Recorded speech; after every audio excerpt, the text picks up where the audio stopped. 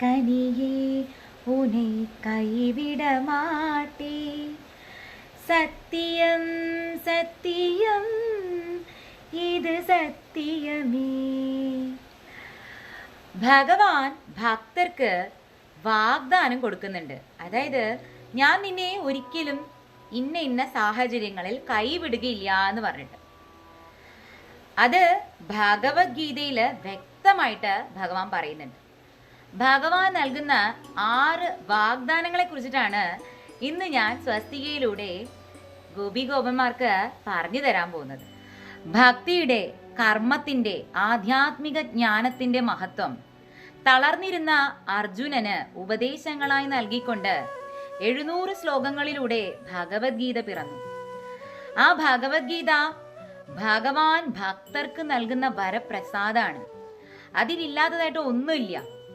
ഭഗവാനോടുള്ള ഭക്തിയും സ്നേഹവും വിശ്വാസവും ഒന്നുകൂടി ദൃഢമാക്കുവാൻ വേണ്ടിയിട്ട് ഭഗവത്ഗീതയിൽ ഭഗവാൻ നൽകുന്ന ഈ 6 വാഗ്ദാനങ്ങൾ നിങ്ങളെ തീർച്ചയായിട്ടും സഹായിക്കും. ഒന്നാമത്തെ വാഗ്ദാനം 4-ാമത്തെ അധ്യായത്തിലെ 7ഉം 8ഉം ശ്ലോകങ്ങളിലൂടെയാണ് ഭഗവാൻ നൽകുന്നത്. അതായത് ഭഗവാൻ തന്റെ അവതാരത്തെ കുറിച്ചിട്ടുള്ള വാഗ്ദാനം നൽകുന്നതാണ്. എപ്പോഴാണോ ഭൂമിയിൽ അധർമ്മം വർദ്ധിച്ചു വരുന്നത്, ധർമ്മത്തിന് ച്യുതി സംഭവിക്കുന്നത്, അപ്പോ തന്റെ ഫിസിക്കൽ പ്രസൻസ് തന്നെ ഭൂമിയിൽ ഉണ്ടാകും. ഞാൻ അവതരിക്കും. ദുഷ്ടന്മാരെ ശിക്ഷിക്കാനും ശിഷ്ടരെ സംരക്ഷിക്കാനുമായിട്ട് എല്ലാ യുഗങ്ങളിലും ഞാൻ തീർച്ചയായും അവതരിക്കും.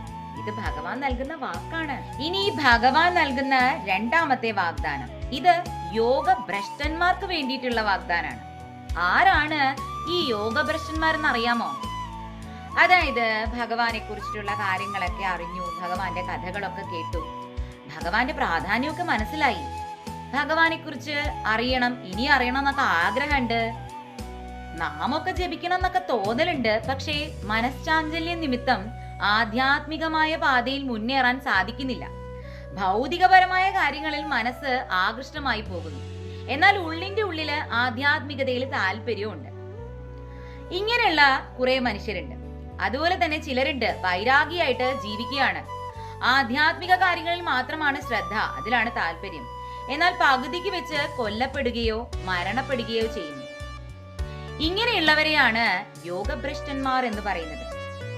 അപ്പോ അർജുനൻ ഭഗവാനോട് ഒരു സംശയമായിട്ട് ചോദിക്കുകയാണ്, ഇങ്ങനെയുള്ള യോഗഭ്രഷ്ടന്മാരുടെ കാര്യം എന്തായി മാറും? അവർക്ക് ഭൗതികതയിലും ഉന്നതിയിൽ എത്താൻ സാധിച്ചില്ല, ആധ്യാത്മികതയിലും ഉന്നതിയിൽ എത്താൻ സാധിച്ചില്ല. രണ്ടും കെട്ട അവസ്ഥയിൽ നിൽക്കുമ്പോഴാണ് ആത്മാവ് ശരീരം വിട്ടു പോകുന്നത്. അപ്പോ ഇവര് മേഘങ്ങളെ പോലെ ചിന്നി ചിതറി പോവോ? ഇവരുടെ അവസ്ഥ എന്തായി മാറും കൃഷ്ണ? 6-ാമത്തെ അധ്യായത്തിലെ 40 മുതൽ 44 വരെയുള്ള ശ്ലോകങ്ങൾ ഒന്ന് പരിശോധിച്ചു നോക്കൂ. ഇതിനുള്ള മറുപടിയാണ് ഭഗവാൻ പറഞ്ഞു തരുന്നത്. ഇങ്ങനെയുള്ളവർക്ക് അവർ ആചരിച്ച പുണ്യങ്ങൾ കൊണ്ട് മരണശേഷം സ്വർഗലോകങ്ങളിൽ പോയിട്ട് എല്ലാ സുഖങ്ങളും അനുഭവിക്കാം. പുണ്യം കഴിയുമ്പോൾ അവർ വീണ്ടും ഭൂമിയിൽ പുനർജനിക്കും. പക്ഷെ അവർ പുനർജനിക്കുന്നത് എപ്രകാരമുള്ള സാഹചര്യങ്ങളിലാണെന്ന് അറിയാമോ? ആധ്യാത്മികതയിൽ അവരുടെ പൂർവ്വവാസനകൾ എവിടെ വെച്ചാണോ അവസാനിച്ചത് അവിടെ നിന്ന് മുന്നേറാനും എന്നിലേക്ക് എത്താനും, അതായത് ഭഗവാനിലേക്ക് എത്താനും വേണ്ടുന്ന സാഹചര്യത്തിലായിരിക്കും ഭഗവാൻ അവർക്ക് ഒരു പുനർജന്മം നൽകുന്നത്. ഇത് ഭഗവാൻ അവർക്ക് നൽകുന്ന വാഗ്ദാനാണ്. ഇനി വൈരാഗിയായിരുന്ന ഒരു മനുഷ്യനാണ് മരിച്ചത് എങ്കില് യോഗ സാധനകളുള്ള ആധ്യാത്മിക കാര്യങ്ങളില് കൂടുതൽ കാര്യങ്ങൾ ചെയ്യുന്ന ഏതെങ്കിലും ഒരു കുടുംബത്തിലായിരിക്കും ആ വ്യക്തി വീണ്ടും പുനർജനിക്കുന്നത്. അങ്ങനെ അദ്ദേഹത്തിന് വേഗത്തിൽ തന്നെ ഭഗവാനിലേക്ക് എത്താനുള്ള സാഹചര്യം ഭഗവാൻ ഒരുക്കും.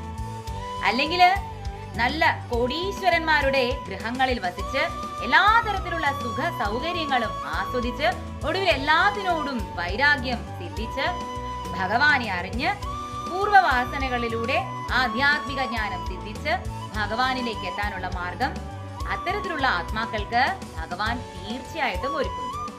ഇതും ഭഗവാൻ നൽകുന്ന 2ാമത്തെ വാഗ്ദാനാണ്.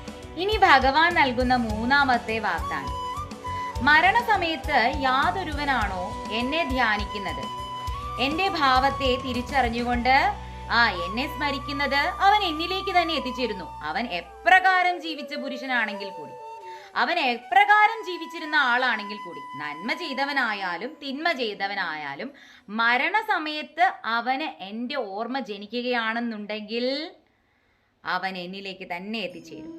ഇത് ഭഗവാൻ നൽകുന്ന മൂന്നാമത്തെ വാഗ്ദാനാണ്, 8-ാമത്തെ അധ്യായത്തിലെ 5-ാമത്തെ ശ്ലോകം. ഇനി ഭഗവാൻ നൽകുന്ന 4-ാമത്തെ വാഗ്ദാനം, ഏറ്റവും പ്രധാനപ്പെട്ട വാഗ്ദാനം, 9-ാമത്തെ അധ്യായത്തിലെ 22-ാമത്തെ ശ്ലോകം. അനന്യാസ് ചിന്തയന്തോ മാം യേ ജനാ പര്യുപാസതേ തേഷാം നിത്യാഭിയുക്താനാം യോഗക്ഷേമം വഹാമ്യഹം. ഭഗവാൻ ഒരാളുടെ യോഗവും ക്ഷേമവും പരിപാലിച്ചു കൊള്ളാം, ഞാൻ നിന്നെ നോക്കിക്കൊള്ളാം എന്ന് ഭഗവാൻ വാഗ്ദാനം ചെയ്യുകയാണ്. ആ വാഗ്ദാനം എന്തുകൊണ്ടാണ് ചെയ്യുന്നത്? ഒരു ഭക്തന് 3 തരത്തിലുള്ള ക്വാളിറ്റീസ് ഉണ്ടാകുമ്പോഴാണ് ഈ വാഗ്ദാനം ഭഗവാൻ പ്രാവർത്തികമാക്കുന്നത്.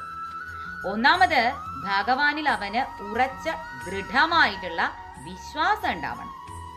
ഭഗവാനോടുള്ള അവന്റെ ഭക്തിയും സ്നേഹവും വിശ്വാസവും അത്രയും ദൃഢമായിരിക്കണം.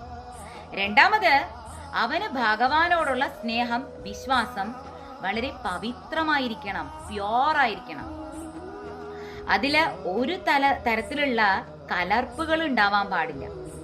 കാമ, ക്രോധ, മോഹ, ലോഭ, മത, മാത്സര്യ, ഡംബ്, അസൂയ തുടങ്ങിയ വൈരി വികാര വിചാരങ്ങളൊക്കെ മനസ്സിൽ നിന്ന് കളഞ്ഞിട്ട് ആ മനസ്സ് നിർമ്മലമായ ചിത്തത്തോടുകൂടി ഭഗവാനെ സ്നേഹിക്കണം, ഭഗവാനിൽ വിശ്വാസം ഉണ്ടാകണം. മൂന്നാമതായിട്ട് സെൽഫ്ലെസ്നെസ്, നിഷ്കാമമായിട്ട് ആഗ്രഹങ്ങൾ സാധിക്കാനുള്ള വെറുമൊരു ഉപാധിയായിട്ട് മാത്രം ഭഗവാനെ കാണാതെ ഭഗവാനെ സ്നേഹിക്കാനായിട്ട് മാത്രം സ്നേഹിക്കുക. ഭഗവാനെ ഒന്നും ആഗ്രഹിക്കാതെ ദൃഢമായിട്ട് സ്നേഹിക്കുക, വിശ്വസിക്കുക. ഇങ്ങനെയുള്ള 3 ഗുണങ്ങൾ തികഞ്ഞ ഭക്തന്റെ യോഗവും ക്ഷേമവും ഞാൻ നോക്കും, അവനെ ഞാൻ ജീവിതാന്ത്യം വരെ നോക്കുമെന്ന് ഭഗവാൻ വാഗ്ദാനം നൽകിയിരിക്കുകയാണ്. ഭഗവാൻ നമുക്ക് നൽകുന്ന 5-ാമത്തെ വാഗ്ദാനം എന്താണെന്ന് അറിയണ്ടേ? അതും 9-ാമത്തെ അധ്യായത്തിൽ തന്നെയാണ്, 31-ാമത്തെ ശ്ലോകത്തിൽ. നമേ ഭക്ത പ്രണശ്യതി, എന്റെ ഭക്തന് ഒരിക്കലും നാശം ഉണ്ടാവുകയില്ല. മനുഷ്യരായാല് തെറ്റുകുറ്റങ്ങൾ ഉണ്ടാവും, ശുഭവും അശുഭവുമായിട്ടുള്ള കർമ്മങ്ങൾ എല്ലാവരും ചെയ്യും. ഭഗവാനാണ് തന്റെ എല്ലാം, തന്റെ ജീവിതം ഭഗവാനിലേക്കുള്ളതാണ്. ഞാൻ ഏറ്റവും അധികം സ്നേഹിക്കുന്നതും വിശ്വാസം അർപ്പിക്കുന്നതും ഭഗവാനെയാണ്. ഇതൊക്കെ ആയിരിക്കുമല്ലോ ഒരു ഭക്തന്റെ മനസ്സ്. എങ്കിലും അവൻ ഒരു സാധാരണ മനുഷ്യനാണ്, ഒരു സാധാരണ ജീവാത്മാവാണ്. ആർക്കും ഈശ്വരനെ പോലെ കംപ്ലീറ്റ് ആയിട്ടുള്ള പെർഫെക്റ്റ് ആവാൻ സാധിക്കില്ല. തെറ്റുകുറ്റങ്ങള് എല്ലാവരും ചെയ്യും. ഭഗവാന്റെ ഭക്തനായാൽ കൂടി ജീവിതത്തിൽ പലതരത്തിലുള്ള ശരിയും തെറ്റുമായിട്ടുള്ള ശുഭവും അശുഭകരവുമായിട്ടുള്ള കർമ്മങ്ങൾ ചെയ്തു എന്ന് വരാം. എങ്കിൽ പോലും ഭഗവാൻ നൽകുന്ന ഈ വാക്ക് എന്താണെന്ന് അറിയാമോ? എന്ത് തരത്തിലുള്ള തെറ്റുകുറ്റങ്ങൾ എന്റെ ഭക്തന് സംഭവിച്ചാലും എന്റെ ഭക്തന് നാശം ഉണ്ടാവുകയില്ല. ഭഗവാൻ അധോക്ഷജനാണ്. ഏത് നരകക്കുണ്ടിൽ അവൻ വീണു പോയാലും അവൻ എന്നിൽ വിശ്വാസം ഉറപ്പിച്ചിട്ടുണ്ടെങ്കിൽ, ഞാനാണ് അവന്റെ എല്ലാം എന്ന് തിരിച്ചറിഞ്ഞിട്ടാണ് അവൻ ജീവിക്കുന്നതെങ്കിൽ, ഏത് പടുകുഴിയിൽ നിന്നും അധോക്ഷജനായ ഭഗവാൻ അവനെ രക്ഷിക്കും. അവൻ ഒരിക്കലും നാശം സംഭവിക്കുകയില്ല. ഭഗവാന്റെ ഭക്തന് ഒരിക്കലും നാശം സംഭവിക്കുകയില്ല.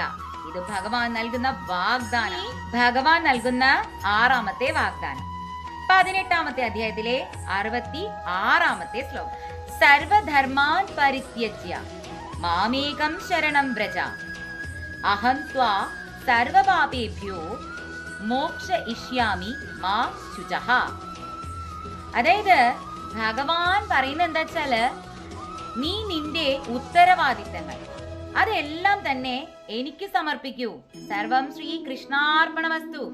എന്ത് ചെയ്യുന്നതും നിന്റെ എല്ലാ ഉത്തരവാദിത്തങ്ങളും നീ എനിക്ക് സമർപ്പിക്കൂ. നമുക്കറിയില്ല നമ്മൾ ചെയ്യുന്ന കാര്യങ്ങള് തെറ്റാണോ ശരിയാണോ, ഇതിൽ പാപഫലമാണോ ഉണ്ടാകുന്നത്, പുണ്യഫലമാണോ ഉണ്ടാവണത്, ഇത് ധർമ്മമാണോ ഇത് അധർമ്മമാണോ, നമുക്കൊന്നും അറിയില്ല. എല്ലാ അറിവിന്റെയും ആധാരമായിരിക്കുന്ന ഭഗവാന് മാത്രമേ നമ്മൾ ചെയ്യുന്ന കർമ്മത്തിന്റെ എല്ലാം തെറ്റും ശരിയും ആത്യന്തികമായി നിർണയിക്കാൻ സാധിക്കുകയുള്ളൂ. ചിലപ്പോ ഒരാളുടെ ശരി മറ്റൊരാൾക്ക് തെറ്റായിരിക്കാം, മറ്റൊരാളുടെ തെറ്റ് വേറൊരാൾക്ക് ശരിയായിരിക്കാം. പക്ഷെ ആത്യന്തികമായി ഇതിൽ തെറ്റ് ചെയ്ത് ശരി ചെയ്തെന്ന് നിർണയിക്കുന്നത് സാക്ഷാൽ ജഗദീശ്വരനാണ്.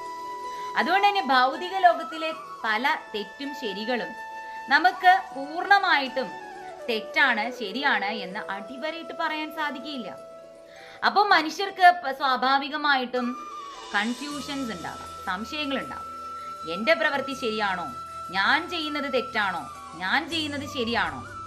അങ്ങനെയുള്ള സംശയത്തിൽ ജീവിക്കുന്ന മനുഷ്യൻ ഭഗവാന്റെ തൃപ്പാദങ്ങളെ ആശ്രയിക്കുക, അവിടെ ആശ്രയവും അഭയവും കണ്ടെത്തുക, എന്നിട്ട് ഭഗവാനിൽ ശരണാഗതി പോകുക, ഭഗവാനിൽ ശരണാഗതി പോകുക. ഞാനല്ല ഒന്നും ചെയ്യുന്നത്, ഭഗവാനി നിനക്ക് വേണ്ടി ഞാൻ ഈ കർമ്മം ചെയ്യാണ്. ഇതിലെ ധർമാധർമ്മം എനിക്കറിയില്ല, പുണ്യപാപ ഫലങ്ങൾ എനിക്കറിയില്ല, ഇതില് ശുഭകരമാണോ അശുഭകരമാണെന്ന് എനിക്കറിയില്ല, ഇത് തെറ്റാണോ ശരിയാണോ എന്ന് പോലും എനിക്കറിയില്ല. ഭഗവാനെ ഞാൻ എല്ലാം ഭഗവാനിൽ സമർപ്പിച്ച് കർമ്മം ചെയ്യുന്നു എന്നുള്ള മനസ്സോടു കൂടിയിട്ടാണ് ഒരുവൻ കർമ്മം ചെയ്യുന്നതെങ്കിൽ ഭഗവാൻ പറയാണ് ഈ ശ്ലോകത്തിലൂടെ, എന്നാൽ നിന്നെ ആ കർമ്മത്തിലുള്ള പാപങ്ങളൊന്നും തന്നെ നിന്നെ ബാധിക്കില്ല, അതൊന്നും ഞാൻ നിന്നെ സംരക്ഷിക്കും.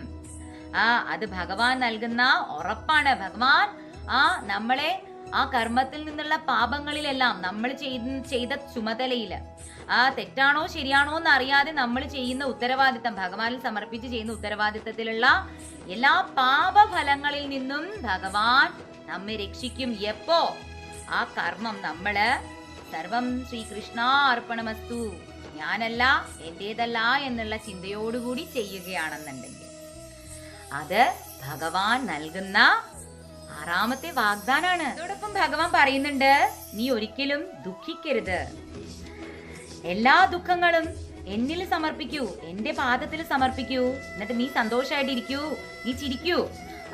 നീ ഒരിക്കലും ദുഃഖിക്കരുത്, എല്ലാ കാര്യങ്ങളും ഞാൻ നോക്കിക്കൊള്ളാം എന്നുള്ള ഭഗവാന്റെ വാഗ്ദാനം. ഈ വാഗ്ദാനാണ് ഒരു മനുഷ്യന് ജീവിക്കാനുള്ള പ്രചോദനം. ഈ വാഗ്ദാനാണ് ഭഗവാനിൽ വിശ്വസിക്കാനുള്ള നമ്മുടെ കരുത്ത്, ഉൾക്കരുത്ത് എന്ന് പറയും. അപ്പോൾ എല്ലാവരുടെ ജീവിതത്തിലും പലതരത്തിലുള്ള ഇത്തരത്തിലുള്ള സംഭവ വികാസങ്ങള്, ദുരിതങ്ങള്, ദുഃഖങ്ങള്, പ്രശ്നങ്ങളൊക്കെ ഉണ്ടാവും. അപ്പോൾ ഭഗവാൻ പറയുന്നത്, എന്നിൽ വിശ്വാസം അർപ്പിച്ചുകൊണ്ട് എന്നിൽ ശരണാഗതി പോവുക.